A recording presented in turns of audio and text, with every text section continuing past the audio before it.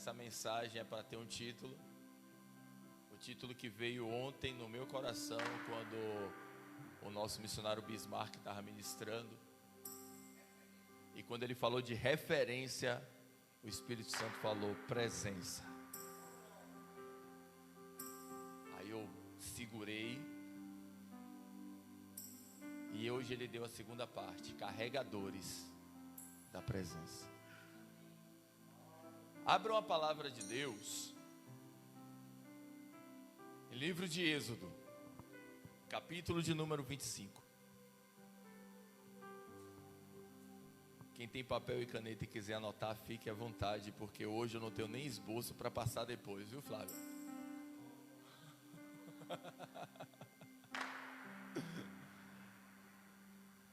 Glória a Deus.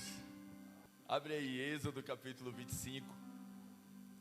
Abra aí no versículo de número 10, em nome de Jesus.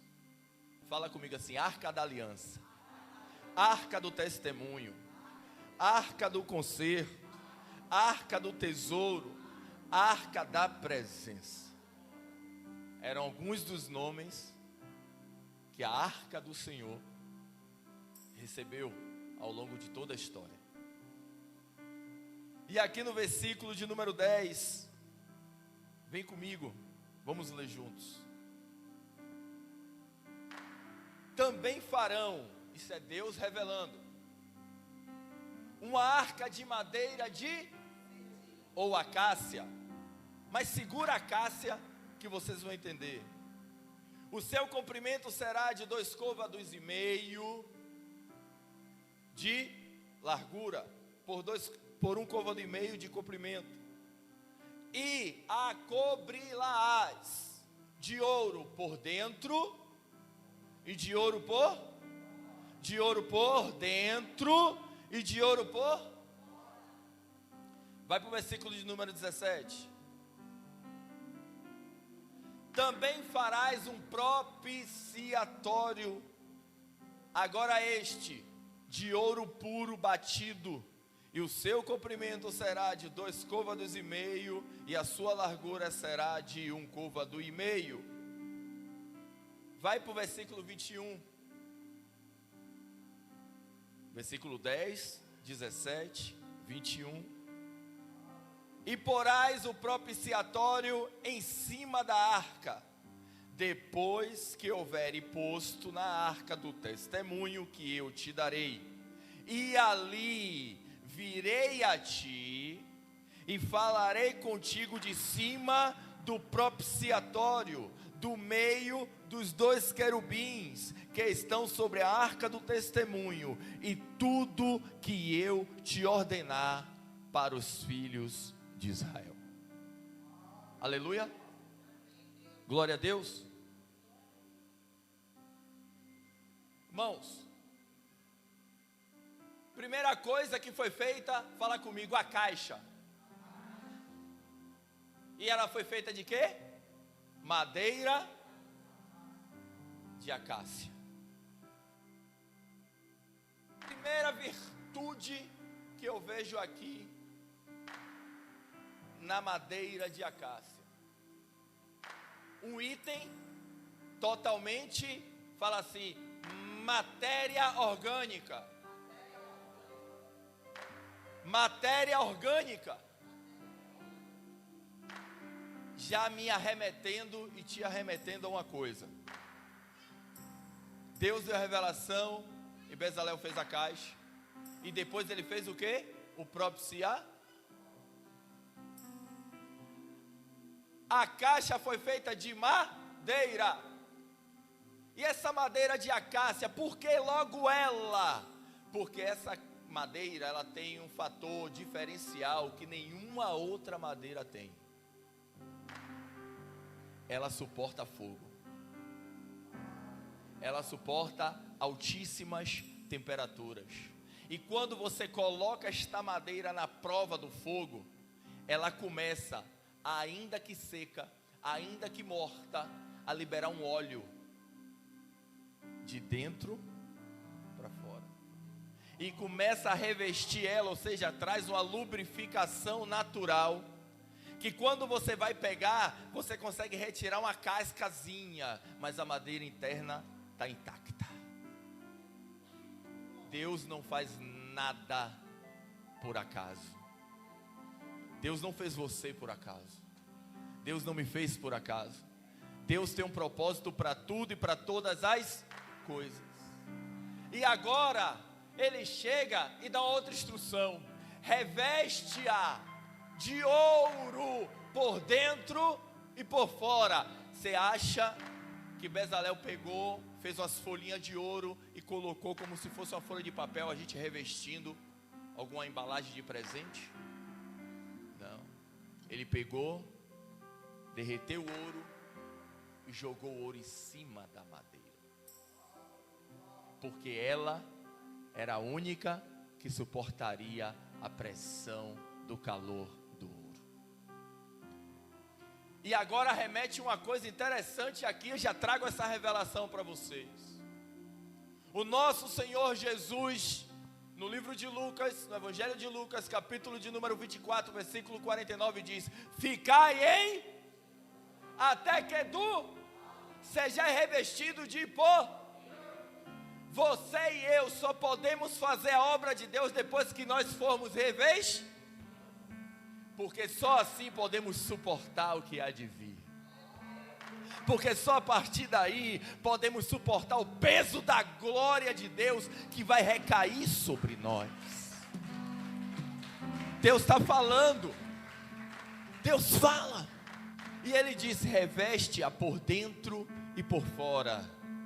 Não é por fora e por dentro, porque a beleza não tem que ressair a sua. A beleza que tem que ressair é o revestimento do brilho da glória de Deus. E ela é única, e Ele é único. Como Priscila falou, a evangelista Priscila falou hoje de manhã, você pode estar andando de sandália havaiana, de short, de camiseta, mas o brilho que sai do seu olhar, ele não é seu. Você só é um transmissor daquele brilho maior, chama-se Espírito Santo. E agora me arremete uma coisa também interessante. A gente pega a Bíblia, começa a correr e percorrer a palavra de Deus, e a gente vai ver uma coisa lá em Filipenses. Porque a arca arremete Jesus em todos os seus aspectos. Mas igreja do Senhor, quando a arca foi feita, Deus ainda deu uma outra orientação.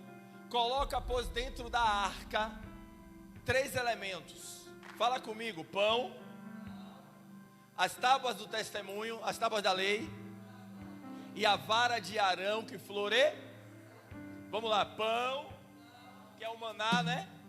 Que alimentou o povo no deserto. As tábuas da lei, que foi as tábuas lá do monte, quando ele passou 40 dias lá, que foi as tábuas dos 10 mandamentos, como nós conhecemos assim, né? E a vara de Arão que floresceu. E esta arca, irmãos, ela representava o testemunho de que Deus, o único e verdadeiro, estava com Israel, com o povo da aliança. E essa arca era carregada porque Deus assim orientou que somente a tribo de Arão, que era a tribo sacerdotal, poderia carregá-la. E isso foi passado de geração em geração dentro da linhagem sacerdotal. A arca tinha que ser carregada, porque ela representava a glória de Deus que estava indo à frente do povo de Israel nas batalhas e nas conquistas. Moisés morreu, quem assumiu o cajado da liderança do povo foi Josué. Mas aí Josué olhou, primeiro desafio, e aí logo no primeiro desafio, Josué fala: sacerdotes, carreguem a arca e atravessemos o Jordão. Mas quando vocês entrarem, parem no meio do Jordão. Vocês só vão passar para o outro lado depois que todo o povo passar. E assim Deus já trouxe o primeiro milagre e a primeira manifestação de que a arca do Senhor não simbolizava agora apenas um testemunho, não simbolizava apenas uma proteção, simbolizava agora também livramento, libertação, representava saúde, prosperidade, harmonia, a presença de Deus, porque com você, comigo, aonde nós estivermos com a presença de Deus, é liberado de nós e através de nós, bênçãos sem limite e sem medida para outras vidas. E o povo adorava, exaltava, enaltecia. O povo de Israel sabia que quando eles adoravam, a presença se manifestava e as conquistas vinham mais fáceis. E a glória de Deus se estabeleceu em todas as casas de todas as tribos de Israel. A arca representava um símbolo de conquista e de vitória, e muito mais, para os povos inimigos, representava a derrota total. Porque houve uma grande muralha, tocou-se as trombetas, os sacerdotes levantando a arca, e a muralha veio ao chão. Todos entenderam que ninguém podia com o povo de Israel. A arca do Senhor, presença da glória, verdadeira presença da glória, e o povo adorava, e o povo exaltava.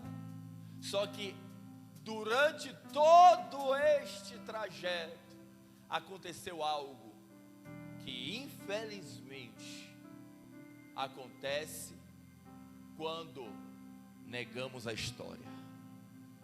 Fala assim: eu não posso negar a minha história, eu não posso negar a minha origem, eu tenho que saber quem eu sou, porque quando você conhece o seu passado, você sabe aonde vai dar o seu futuro. Quando você conhece o seu passado, você carrega a chave que vai destravar as portas de lá do seu futuro, e as portas certas. Mas voltando para a arca, Deus deu uma missão e uma incumbência a Arão e a tribo de Levi, e disse: passem adiante esta mensagem. Vocês são os cuidadores da minha presença no meio do povo de Israel.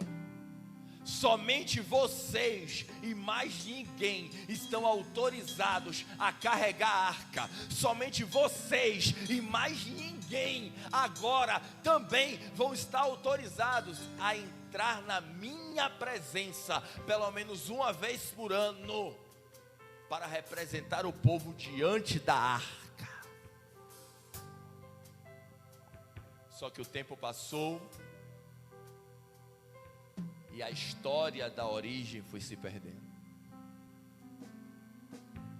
Quando você vai chegar no livro de Samuel, no livro dos reis de Israel, no livro das crônicas dos reis de Israel, vocês vão perceber que aquilo que representava a glória de Deus deixou de ser aquilo que era a glória de Deus, porque não era só uma representação, ela era. E vamos começar a entrar numa narração aonde o povo de Israel começava a entrar numa decadência de adoração espiritual. A adoração agora é para os monarcas, é para os reis, é para os juízes. Um juiz vinha, consertava, o povo ficava preso ao juiz e não a Deus. Quando o juiz saía de cena, o povo caía de novo.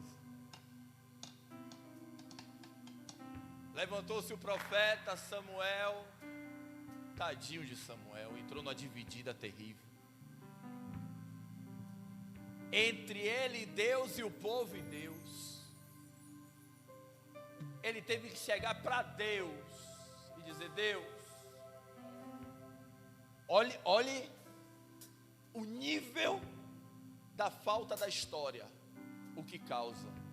O nível de falta de conhecimento, o que causa. Porque se você quer adorar a Deus, você tem que saber como adorar a Deus, como se achegar a esta adoração e como Deus se manifestar a você pela sua adoração.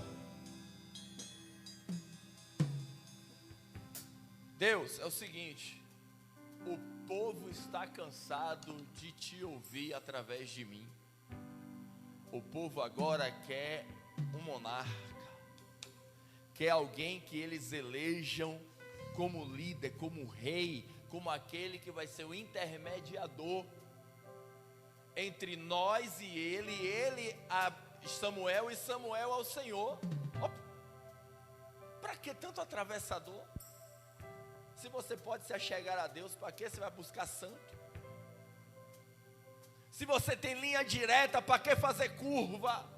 Se você pode ser direto, para que pegar atalho? Que engana-se você, que pensa que atalho é o caminho mais rápido. Às vezes, um atalho te faz perder o caminho. E aí Deus fala: tá bom, eu vou ungir Saul, rei, já tem ele lá, já está aqui, já no meu script. Bota Saul, ele vai dar certo, mas ele vai ter que te ouvir, Samuel. Tá bom, Saul, é o seguinte, você vai ser rei. Eu? Você vai ser rei. Deus mandou escolher você. Você vai representar o povo de Israel, a mim, perante Deus. Beleza? Agora tudo que eu falar para você, faça, porque é Deus que mandou. E Saul começou a cumprir, estava indo bonitinho no trilho, não estava? Começou a entender a história, começou a viver a história. Samuel começou a passar para ele a história. Só que ele começou a se perder no meio da história. Começou a fazer coisas que Deus não se agradou. Começou a fazer coisas que o próprio Samuel viu como abominação. Em determinada guerra, o sacerdote da ocasião era o sacerdote Eli, e todos conhecemos a história do sacerdote Eli. E o sacerdote Eli, por sua vez, também não ensinou a história do que simbolizava a arca do Senhor, que era a presença da glória de Deus, aos seus filhos Ofani e Finéias, porque estes profanaram o templo do Senhor de todas as formas que vocês possam imaginar. Mas literalmente de todas as formas que você possa imaginar. E Deus não se agradou a ponto de Deus exterminar toda a linhagem sacerdotal de Eli. Mas o pior não foi aí. Foi que no meio desta guerra, o povo estava lutando contra os filisteus. Os filisteus estavam vencendo a guerra. Alguém chegou e teve uma ideia genial. Sabe qual foi a ideia? Vamos lá pegar o quê? A arca. Porque quando nós trouxermos a arca, Deus vai estar na frente e vamos o quê? Vencer. E aí eles chegam. A arca começa a reluzir, porque ouro reluz, não é? Começou a reluzir no sol. Os filisteus prontos. Agora estamos fritos. Chegou o Deus deles. Nós não vamos ganhar a guerra. E o povo começou a gritar. A Bíblia vem dizer na narração bíblica que o povo gritou tanto, mas gritou tanto que o chão tremeu. O povo de Israel, que estava trazendo a arca, gritou tanto que o chão tremeu. Mas você sabe o que aconteceu? Eles perderam a guerra. Os filisteus ganharam e ainda fez algo pior. Pegaram a arca e levaram para Asdod. para deixar na frente do deus Dagon, o deus dos filisteus, que era metade homem, metade peixe. Sabe por que isso, irmãos? Porque aqui entra uma revelação agora para vocês, como entrou para mim também. A arca, sem a presença de Deus, sem o entendimento da história, sem a verdadeira adoração, é apenas uma caixa que ressoa uma voz.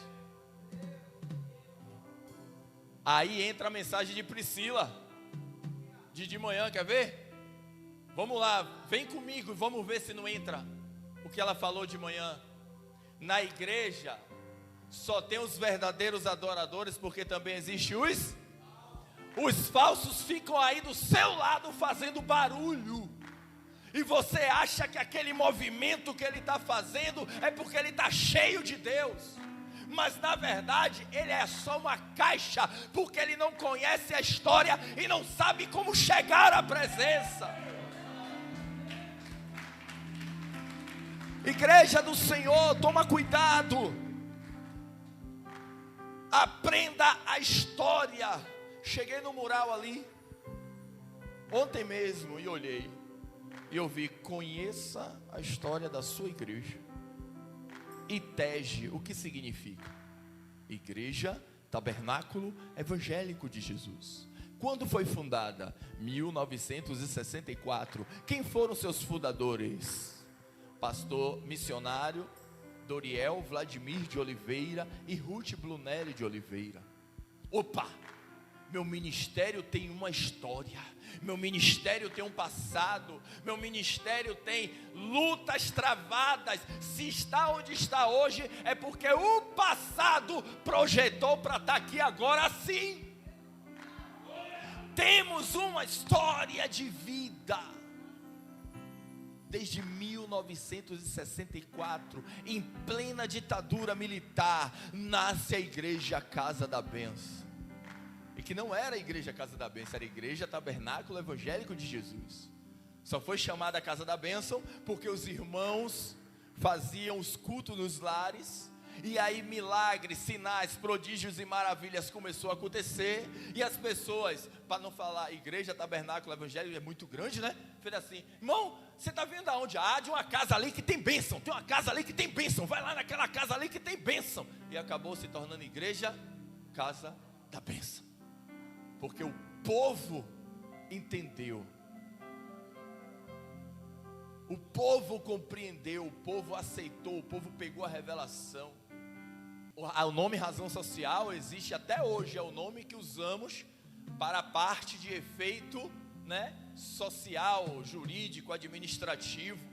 É o nome que damos ao PJ, né, como assim dizem. Mas o nome fantasia ficou nas placas de nossas igrejas: Casa da Bênção. A igreja da família, a igreja do óleo, a igreja do Ancatoco. Mas o povo de Israel, da era do sacerdote Eli, não conhecia mais a história da arca, e achou que a caixa fazia alguma coisa. A caixa só dá resultado quando você tem a presença. E como é que você tem a presença? Oi? Buscando. Aquele que pede, aquele que bate, e aquele que busca. Tem que buscar, tem que pagar o preço. O pastor de vocês chama por jejum. Aí vocês pensam: se não tiver uma comida depois do jejum, eu não vou não. Vai que o pastor está lá e aí recebe o manto de jejuar até meio-dia, ele fica até 5 da tarde, eu vou ficar com fome nada. Às vezes, irmãos, para se buscar a presença, você leva 40 dias. As pessoas vão pensar que você morreu, porque elas não estão no mesmo nível de intimidade que você. E quando você entra na presença, você quer sair? Eu não. É tão difícil a gente conseguir alguns segundos na presença de Deus, que quando a gente consegue esses alguns segundos, sair não é opção. É o seu momento, você estava buscando. Os levitas estavam aqui, ó, o início do culto todo, preparando o coração de vocês para se chegarem à presença de Deus. Os testemunhos foram dados aqui para preparar o coração de vocês para chegar à presença de Deus. Testemunho lindo. Quem não quer vencer na vida? Quem não quer superar na vida? Para alguns pode ter sido apenas um testemunho. Para mim não, foi vitória. Eu estava vibrando lá atrás. Como eu disse, eu só não participei de um Adorarte. Então eu conheço ele desde novinho mesmo, né? E o que ele era para o que está hoje? Oh, aleluia. Aí aí é que entra a diferença de quem é adorador e quem não é. Quem é adorador prospera, e aqueles que só querem olhar, porque é só caixa e não é adorador, vão dizer, mas até ele prosperou e eu não. Porque não tem história, ele tem. Ele carrega com ele a história dele, eu carrego comigo a minha. Eu tenho a minha história, que eu já contei para vocês aqui algumas vezes. Ao longo desses anos, eu ainda não estou velho para ficar repetindo toda hora.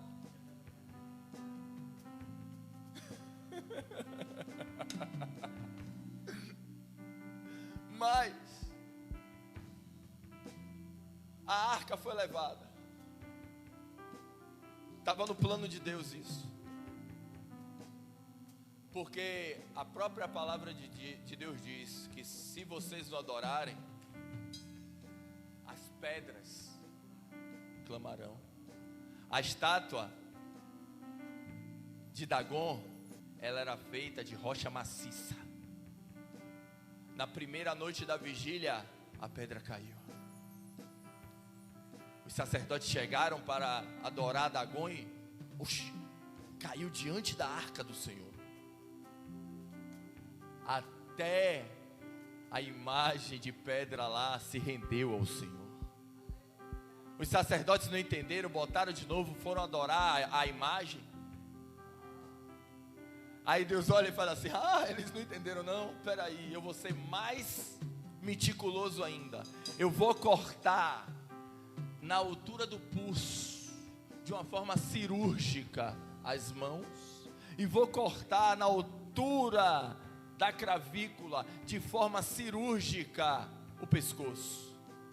No outro dia, eles vieram para adorar Dagon de novo, e quando vieram para adorar a Dagon, a estátua estava caída de novo, mas agora o corpo estava diante da arca, as mãos do lado direito, a outra do lado esquerdo, e pasmem, a cabeça estava na porta do templo.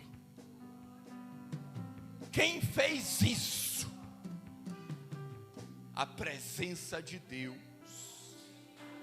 o próprio Deus. Porque se nós não clamarmos, irmãos, Deus levanta outros que vão clamar em nosso lugar. Então eu não vou perder a minha oportunidade de adorar ao Senhor.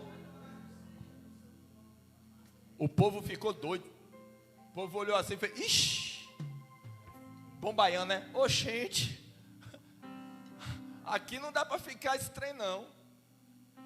Mas vamos ver se é esse Deus de Israel mesmo.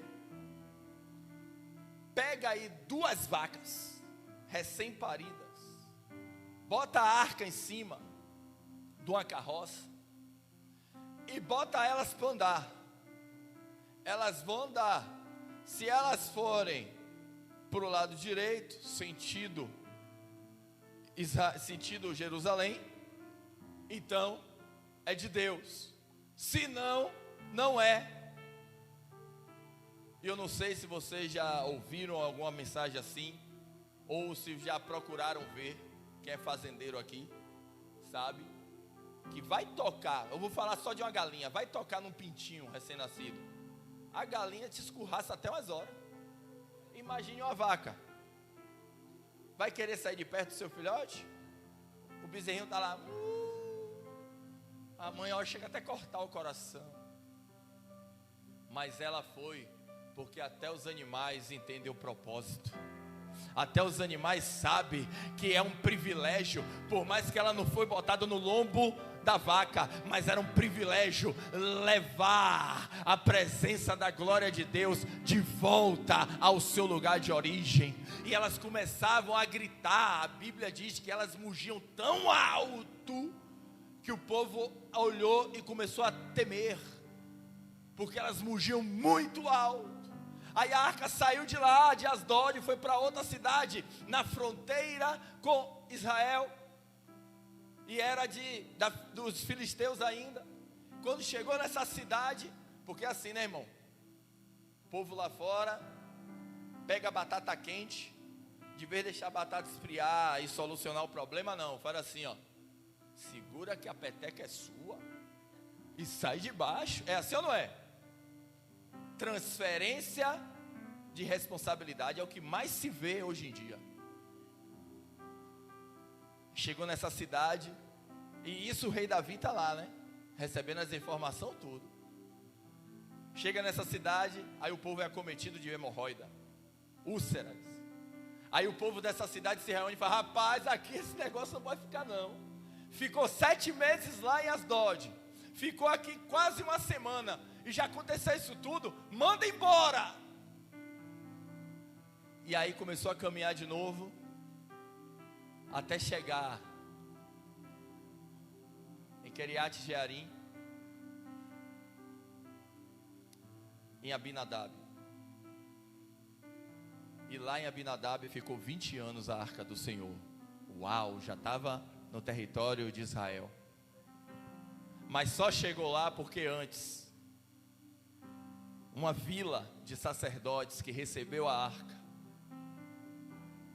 não conhecia mais a história antiga do que era a arca do Senhor, só sabia que era um símbolo da presença da glória.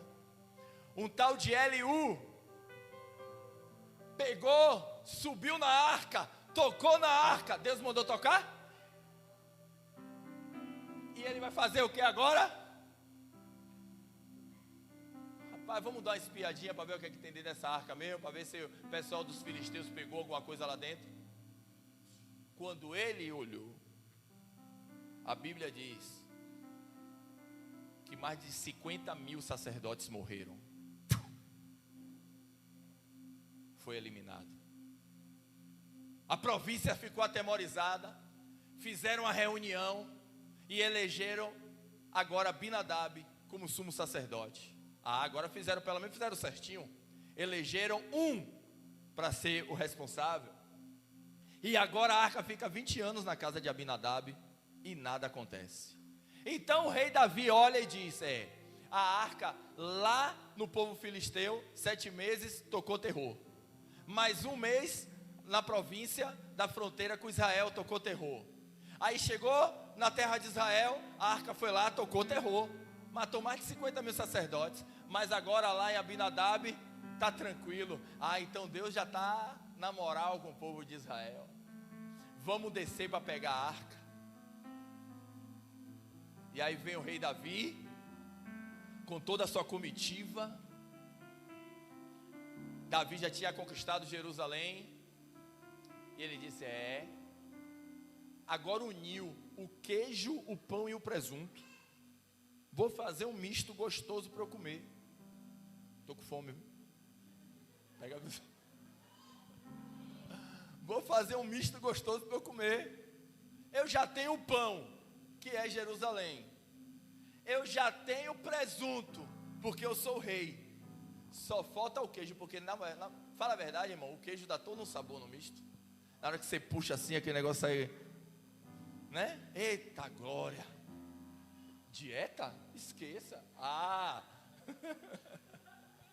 E aí, ele agora, o queijo, a cereja do bolo, é a arca. Eu vou unir o meu povo de forma política e de forma religiosa. Porque o rei Davi ali não estava interessado na arca como adoração. Ele estava interessado quando ele desceu lá em Abinadab, porque você vai pegar a narrativa bíblica e vai ver que ele chega e diz: opa, estou com a chave aqui na mão agora do meu triunfo. Vou juntar as duas coisas, o político e o religioso. E ele desceu. Sabe por que eu digo isso? Porque a reverência que Davi tinha lá, logo no início do seu reinado, para com Deus: Senhor, não retira de mim o teu espírito. Senhor, eu faço isso por ti. Senhor, eu faço aquilo. Agora, ele desce, Abinadab bota a arca de novo em cima da carroça, bota mais 2 boi novos. Se ele tivesse com a história, ele ia dizer: opa, sacerdote, eu sou o rei, mas eu estou ligado. A história diz que você tem que carregar. Carrega a arca, rapaz. Que negócio é esse? Carregue a responsabilidade. Você tem a responsabilidade. Carregue a presença da glória de Deus, porque ela não tem que ser levada de qualquer jeito. Ela tem um jeito todo especial para ser carregado. Ela tem que ser carregado nos ombros. Nós temos essa responsabilidade hoje. Carregar a presença de Deus nos nossos ombros. Não é à toa que 1 Pedro 2,9 diz: vós sois a geração, o sacerdócio. Eu sou sacerdote.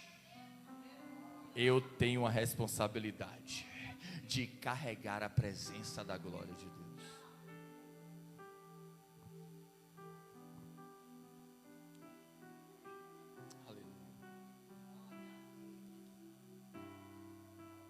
E acontece o que aconteceu. De Queriate Jearim a Jerusalém são 20 quilômetros. Só que Abinadab resolveu pegar um atalho. Lembra o que eu falei? Atalho muitas vezes não encurta caminho, alonga ele, ou faz você se perder. Abinadab agora entra numa cidade, numa vilazinha de pessoas que trabalhavam em lagares. Entra na eira de Nacon, uma rua cheia de paralelepípedo. Boi acostumado a andar em terra ou em paralelepípedo? Contato direto. Foi andar no paralelepípedo, o que aconteceu com o boi?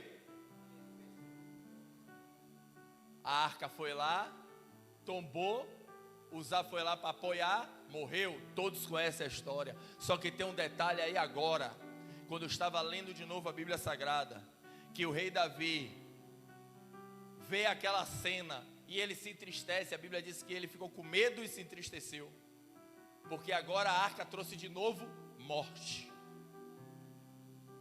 porque não estava sendo carregada da maneira que tinha que ser carregada. Não estava prestando a adoração que tinha que ser prestada. Quem brinca com Deus morre.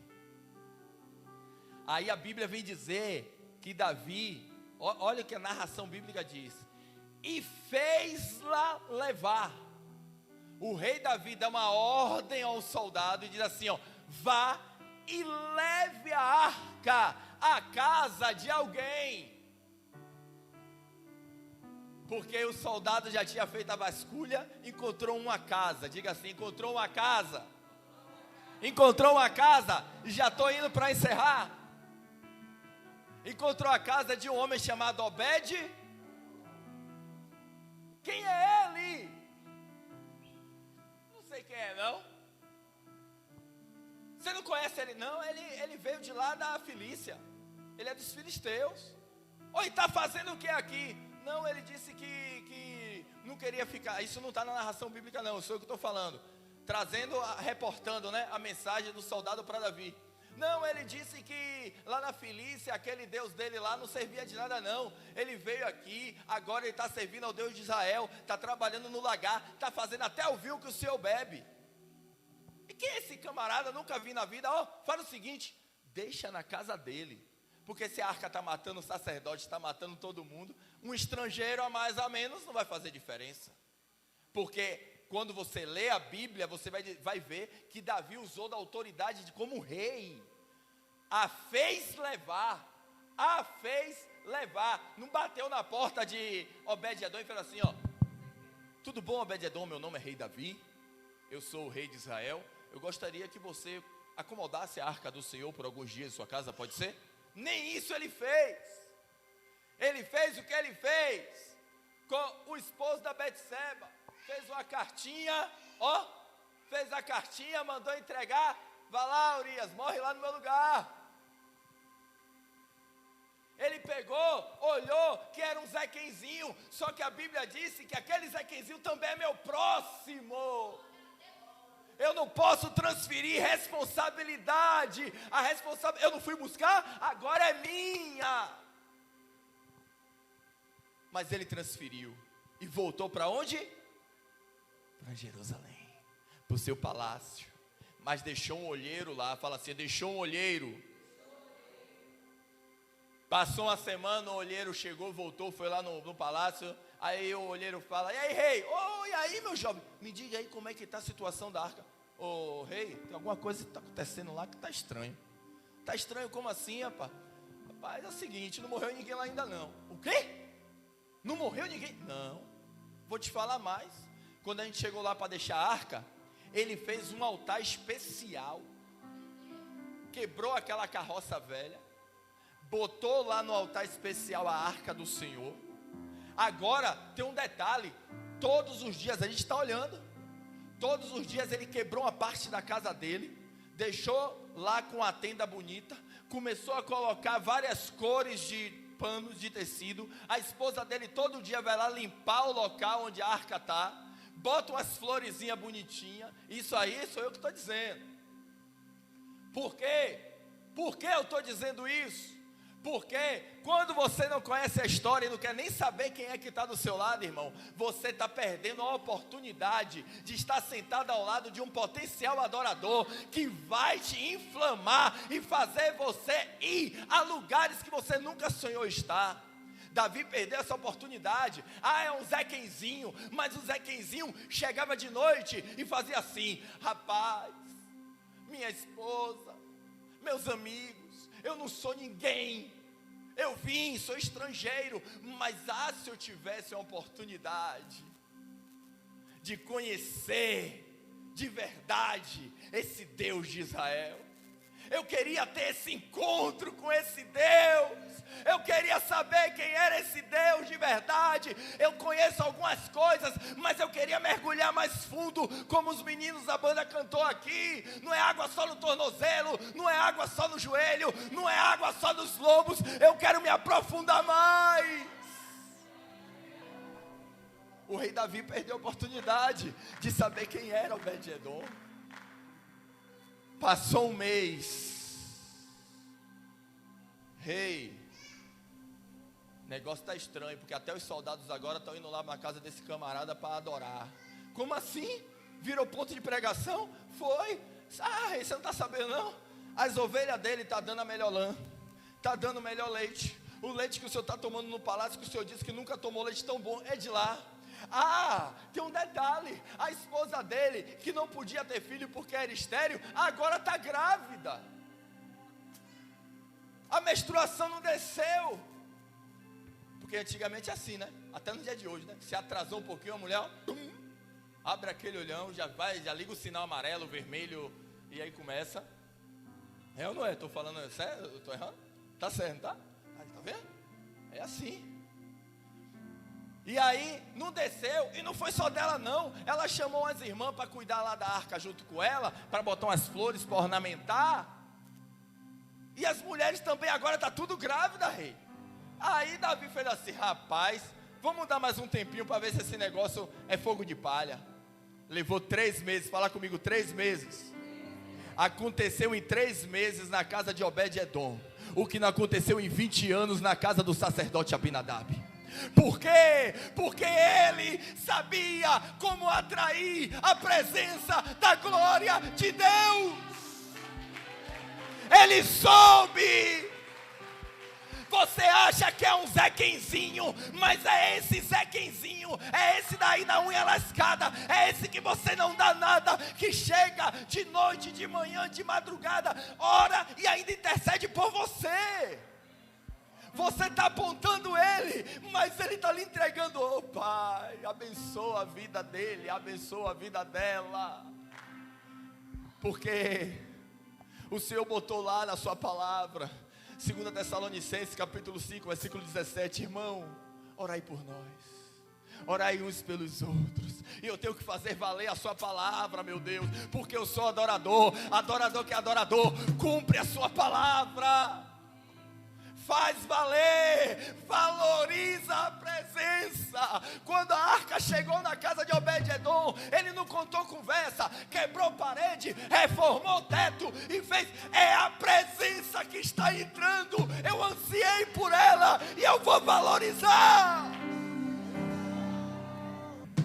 Obed-edom, seu nome significa Obed, escravo, Edom, vermelho, escravo do sangue, escravo do sangue, escravo do sangue. Ele sabia como se achegar. Ele não era sacerdote, ele não era da linhagem real, ele não era da linhagem de Arão, ele não era nada, mas agora chega um momento que o rei Davi, presta atenção nisso aqui que é muito forte, chega um momento que o rei Davi se cansou de ver essa prosperidade toda na casa de Obed-edom, mas se cansou no sentido bom agora. Você quer ver que foi o sentido bom? A palavra de Deus vem chegar lá, capítulo 3 de Crônicas, e vai ver Davi reunir agora. Davi olha e lembra, Senhor, o Senhor me colocou um homem segundo o seu coração. Eu me perdi por algum tempo, eu estava só na visão política, eu esqueci como era, eu me perdi na história, mas agora eu voltei, Senhor. Eu lembrei como era adorar ao Senhor às madrugadas. Por causa desse homem, toda vez que vinha uma notícia que ele estava prosperando, eu ia até o Senhor, porque até orar, eu não tinha mais forças para orar. O trabalho me sufocava, os serviços reais me sufocavam, e eu me afastei da intimidade. Mas agora, Senhor, eu quero voltar. Me permita, eu vou levar comigo os sacerdotes do Senhor. Opa, na primeira leva ele levou os oficiais, mas na segunda ida agora, ele chega e vai até a casa de Obed-edom. Na primeira ele ficou lá e não quis nem saber quem é. Na segunda ele fala, oficial, você é o responsável, vem comigo. Sacerdotes, vem comigo e prepare as ofertas. Prepare as ofertas. Agora chega o rei Davi com a comitiva na casa de Obed-edom e faz. Obed-edom abre a porta. Sonoplastia, tem que ter, você não botou lá? Oi, boa noite, o senhor veio adorar a Deus? Você sabe quem sou eu, Obed-edom? Não, quem é o Senhor? Eu sou o rei de Israel. Mas o rei não usa coroa? Hoje eu não vim para ser o maior, hoje eu vim para ser adorador.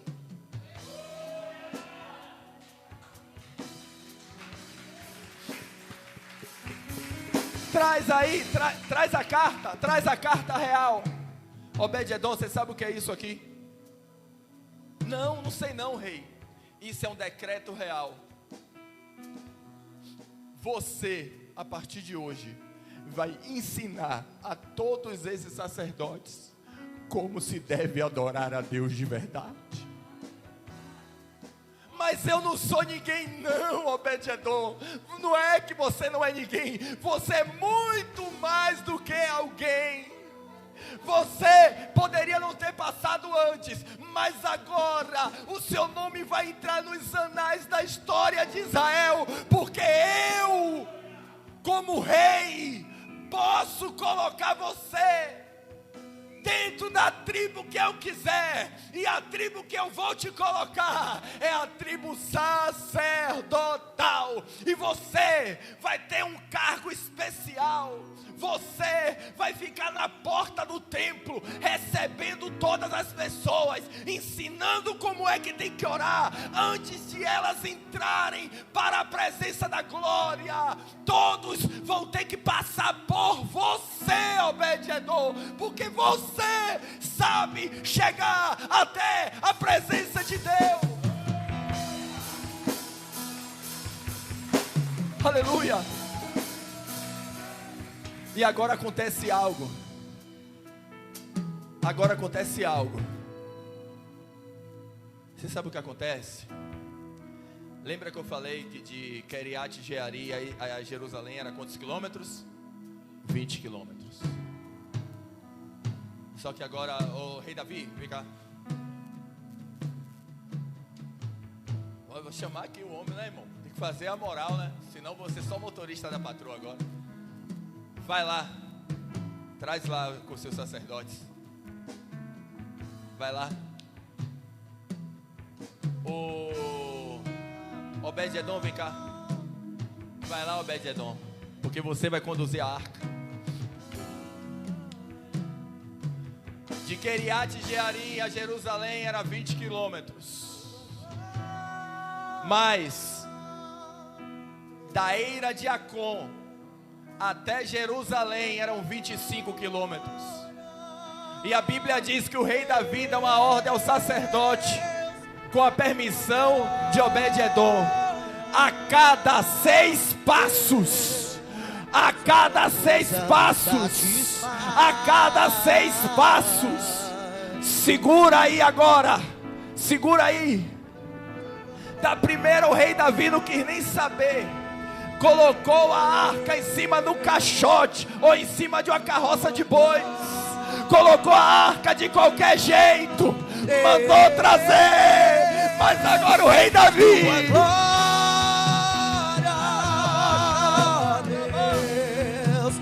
o rei Davi chega, vem pra cá, Obed-edom, vem pra cá, Obed-edom, você agora é sacerdote, você agora é responsável por conduzir eles. Você agora é o chefe dos sacerdotes. Antes você não era ninguém, mas agora você comanda. A cada 6 passos, a cada 6 passos, com a permissão de Obed-edom, o rei Davi fala para os sacerdotes: anda aí, conta comigo, igreja. 1, 2,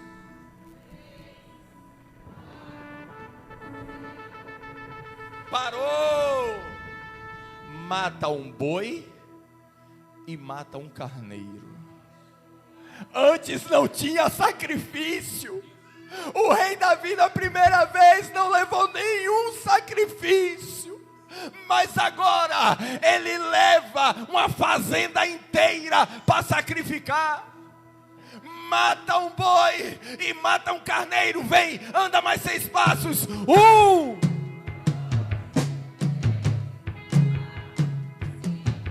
segura, mata um boi e mata um carneiro. Coloca a arca aqui, vem, coloca. Coloca a arca aí. Faz melhor, fica vocês com a arca aí. Vem pra cá, Obed-edom, fica aqui, porque você vai conduzir esse povo. Pronto. Pastor Rito já achou um altar para a arca. Coloca aí, sacerdotes. Agora vocês ficam aí adorando a presença da glória. Obed-edom adora aí também. Pode adorar no espontâneo. Pode adorar vocês aí, sacerdotes, porque vocês vão trazer a glória de Deus para esse povo aqui agora. É assim que funciona. Pode adorar aí. Adora! Só uma coisa me satisfaz. Aleluia! Só uma coisa me satisfaz. A Bíblia vem dizer que foram a cada 6 passos. Se você pegar a calculadora rapidinho aí, você vai pegar e vai botar 25 mil. Porque 25 quilômetros representa 25 mil metros. E você vai calcular 25 mil dividido por 3 mil. Vocês vão ver o número de sacrifícios que foram feitos. Foram cerca de 8.334 sacrifícios da eira de Nacon até chegar em Jerusalém. E quando chegou em Jerusalém, quando chegou em Jerusalém, o rei Davi já tinha largado a túnica. O rei Davi já tinha largado o sacerdócio, já tinha largado a coroa. O rei Davi já tinha se despido. Aleluia.